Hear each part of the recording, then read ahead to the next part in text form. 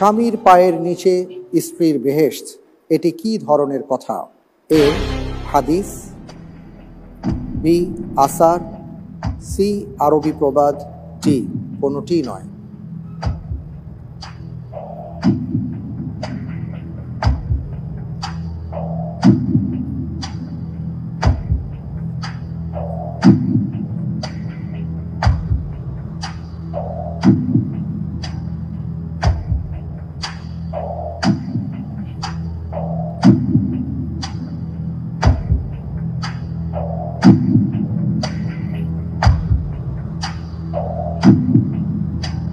জি, সময় নেই, ফুরিয়ে আসছে।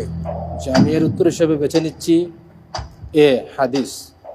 লক করে দেওয়া হোক এ হাদিস।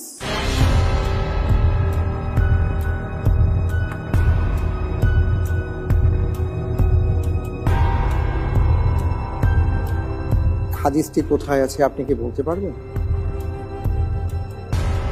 কোথায় পড়েছে? পড়েছি কোথায়? কোথাও পড়েছেন মনে হচ্ছিল। আপনি যে উত্তরটি দিয়েছেন আপনার উত্তরটি সঠিক হয়নি।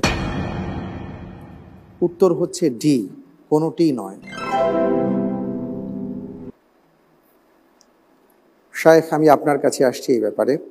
এই যে স্বামীর পায়ের নিচে স্ত্রীর বেহেশত একটি কথা চলে এসছে এবং তার প্রভাব কত বেশি আমরা বুঝতেই পারছি যে আমাদের প্রতিযোগী বন্ধুও বলেছেন হাদিস। এইভাবে অনেক কথাই সমাজে ছড়িয়ে ছিটিয়ে আছে। এই বিষয়গুলো থেকে আমাদের বেঁচে থাকার উপায় কি, এবং এই যে কথাটা এসছে এই কথাটা আসলে কতটা বাস্তবসম্মত?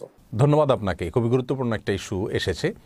আমাদের প্রতিযোগী বন্ধু বেশ ভালো করে চলেছে। দোয়া করি আল্লাহ তাআলা তাকে আরও অগ্রসর হওয়ার তৌফিক দান করুন। তবে এই প্রশ্নের উত্তরটি তিনি সঠিক দেননি। অর্থাৎ স্বামীর পদতলে স্ত্রীর জান্নাত, এই কথাটি আমাদের সমাজে অনেক জায়গায় প্রচলিত আছে, অনেকে আমরা বলে থাকি, অথচ এটি কোরআন এবং সুন্নাহর কোনো কথা নয়, এমনকি কোরআন এবং সুন্নাহ কর্তৃক সমর্থিত কোনো কথাও নয়।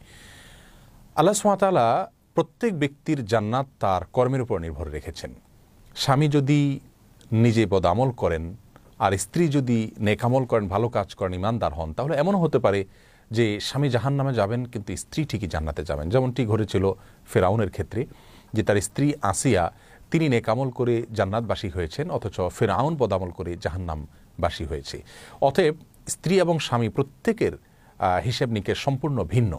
যার যার নেকামলের উপরে তার জান্নাত নির্ভর করবে, কারোর পায়ের নিচে কারো জান্নাত নয়। তবে হ্যাঁ, একটি হাদিস থেকে পাওয়া যায় মায়ের সঙ্গে এই বিষয়টাকে সম্বন্ধ করা হয়েছে। একজন সাহাবী রাসূল করিম সাল্লাল্লাহু আলাইহি ওয়াসাল্লামের কাছে বলেছেন, ইয়া রাসূলুল্লাহ, আমি জিহাদ করব। হাদিসটি ইবনে মাজাহ এবং নাসাইতে বর্ণিত হয়েছে। তখন নবী আলাইহিস সালাম বলেছেন, তোমার মা আছে কিনা? তিনি বলেছেন হ্যাঁ আছে। তখন বলেছেন ফালজিমহা, তুমি তোমার মাকে, মায়ের খেদমতকে তুমি আঁকড়ে ধরো, এবং কারণ হলো তার পায়ের তলায় তোমার জান্নাত রয়েছে। এখানে পায়ের তলায় জান্নাত রয়েছে বলতে পায়ের তলায় ফিজিক্যালি জান্নাত রয়েছে, বাস্তবে জান্নাত রয়েছে, ব্যাপারটি সেরকম নয়, বরং এটা রূপকার্থে বোঝানো হয়েছে যে তার খেদমত করে তুমি আল্লাহ সুবহানাহু ওয়া তাআলার কাছ থেকে জান্নাত তোমার করে নিতে পারো। অতএব সেটি ভিন্ন বিষয়। কিন্তু স্ত্রীর জন্য স্বামীর খেদমত করে স্বামীর পদতলে জান্নাত রাখা হয়েছে, ব্যাপারটি এরকম নয়। তবে হ্যাঁ, এ বিষয়ে একটা হাদিস থেকে বোঝা যায় স্বামীর যৌক্তিক নির্দেশনাগুলো যদি স্ত্রী ফলো করে চলেন, তাহলে অন্যান্য শর্তগুলো পালন করলে আল্লাহ সুবহানাহু ওয়া তাআলা তাকে জান্নাত দিবেন।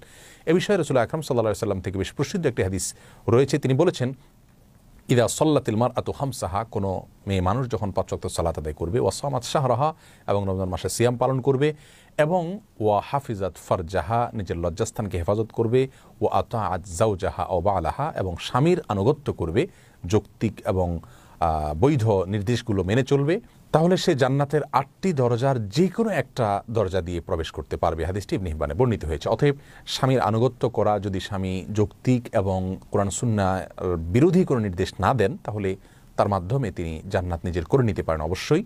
তবে এর মানে এই নয় যে তার পায়ের নিচে জান্নাত আল্লাহ সুবহানাহু ওয়া তাআলা নির্ধারণ করে রেখেছেন। আল্লাহ তাআলা আমাদের সকলকে ইসলামের সঠিক জ্ঞান অর্জন করার তৌফিক দান করুন এবং প্রত্যেককে যার যার জায়গা থেকে আপন আপন দায়িত্ব পালন করার তৌফিক দান করুন।